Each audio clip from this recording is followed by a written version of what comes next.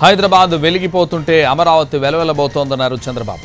రాష్ట్రం ఇలా అవడానికి జగన్ రివర్స్ పాలనే కారణమని మండిపడ్డారాయన. రాష్ట్రాన్ని 30 ఏళ్లు వెనక్కి తీసుకువెళ్లారని విమర్శించారు. తాను తెలుగు యువతకు ఐటీ అనే ఆయుధం ఇచ్చారని చెప్పారు.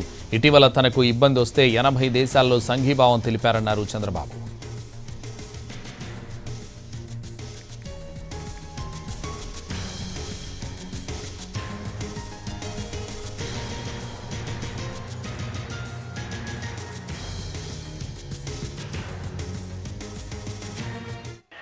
ఒక పక్క హైదరాబాదు వెలిగిపోతా ఉంటే అమరావతి వెలువలబోయింది.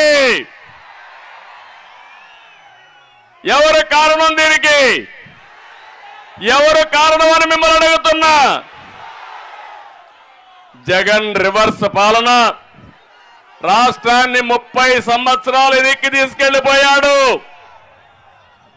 మామూలుగా కాదు, మళ్ళీ కోలుకోలేని దెబ్బతీశాడు. ఈరోజు ఈ తిరువూరు నుంచి పిలిపిస్తున్నా,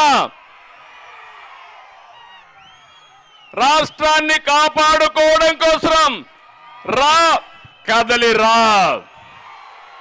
ఇది నా కోసరం కాదు, తెలుగుదేశం పార్టీ కోసమే కాదు, పవన్ కళ్యాణ్ కోసమే కాదు, జనసేన పార్టీ కోసం కాదు, 5 కోట్ల ప్రజల కోసం పిలిపిస్తున్నా. రా, కదలిరా. వస్తారా అని మిమ్మల్ని అడుగుతున్నా. బాధ్యత తీసుకుంటారా అని మిమ్మల్ని అడుగుతున్నా. సిద్ధంగా ఉన్నారా అని మిమ్మల్ని అడుగుతున్నా.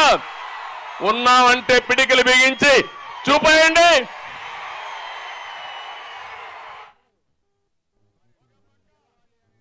ఈ రాష్ట్రంలో అందరూ బాధితులు, అవునా కాదా? నేను కూడా బాధితుడిని. వేదిక పైన బాధితులే. కొంతమంది ఎక్కువ రోజులు జైలుకు పోవచ్చు, కొంతమంది తక్కువ రోజులు జైలుకు పోవచ్చు. పోలీస్ స్టేషన్ పోనడు లేడు.